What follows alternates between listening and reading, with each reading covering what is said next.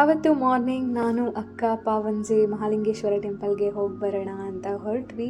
ಅವತ್ತು ಸೌರಮಾನ ಯುಗಾದಿ ಕೂಡ ಇತ್ತು. ಅಂದರೆ ಮಂಗಳೂರು ಕಡೆಯವರೆಲ್ಲ ಯುಗಾದಿ ನಾವು ಮಾಡ್ದಂಗೆ ಮಾಡಲ್ಲ, ಅವರು ಸಪ್ರೇಟ್ ಸೌರಮಾನ ಯುಗಾದಿ ಮಾಡ್ತಾರೆ, ನಾವು ಚಂದ್ರಮಾನ ಯುಗಾದಿ ಮಾಡ್ತೀವಲ್ಲ ಅದೇ ಥರ. ಸೊ ಅವತ್ತು ಸ್ಪೆಷಲ್ ಊಟ ಅರೇಂಜ್ ಮಾಡಿದರು ಎಲ್ಲ ಆ ಕಡೆ, ಅದು ಸೆಲೆಬ್ರೇಷನ್ ಎಲ್ಲ ನಡೀತಾ ಇತ್ತು. ಸೊ ಅಕ್ಕನಿಗೆ ಎಲ್ಲ ತೋರಿಸ್ದೆ ಟೆಂಪಲ್ ಎಲ್ಲ.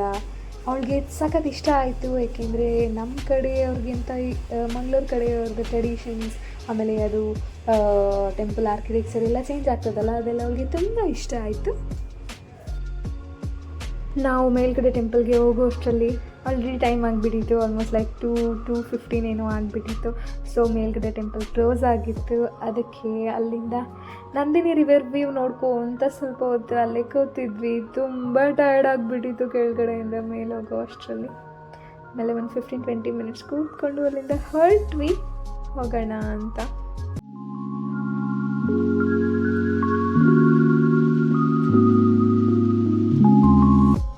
ಕ್ಯಾಂಪಸ್ಗೆ ಬಂದು ಒಂದು ಕಾಫಿ ಕುಡಿಯೋ ಅಷ್ಟರಲ್ಲಿ ತಮ್ಮ ಕಾಲ್ ಮಾಡ್ದೆ ಬೀಚ್ಗೆ ಹೋಗೋಣ ಅಂತ.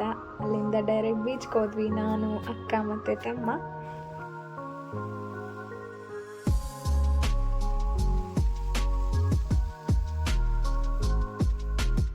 ನೆಕ್ಸ್ಟ್ ಡೇನೇ ಹೋಗಬೇಕಿತ್ತು ನಾನು ಅಂತ ಹೇಳಿಬಿಟ್ಟು ಮಾರ್ನಿಂಗ್ ಎಲ್ಲ ಲಗೇಜ್ ಎಲ್ಲ ಪ್ಯಾಕ್ ಮಾಡಿ, ಮಾರ್ನಿಂಗ್ ಬ್ರೇಕ್ಫಾಸ್ಟ್ ಮಿಸ್ ಆಗಿತ್ತು. ಸೊ ಡೈರೆಕ್ಟ್ ಲಂಚ್ಗೆ ಫುಡ್ ಕೋರ್ಟ್ ಹೋಗಿದ್ವಿ.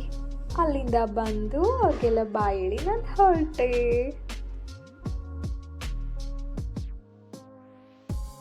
ನಿಮಗೆ ಈ ವ್ಲಾಗ್ ಇಷ್ಟ ಆಗಿದೆ ಅಂತ ಅನ್ಕೊಂತೀನಿ. ನನ್ನ ಯೂಟ್ಯೂಬ್ ಚಾನಲ್ ಟೇಲ್ಸ್ ಆಫ್ ತೇಜುಗೆ ಸಬ್ಸ್ಕ್ರೈಬ್ ಮಾಡೋದು ಮರಿಬೇಡಿ. ಮತ್ತೆ ಮುಂದಿನ ವ್ಲಾಗಲ್ಲಿ ಸಿಗೋಣ. Until then bye bye, see you.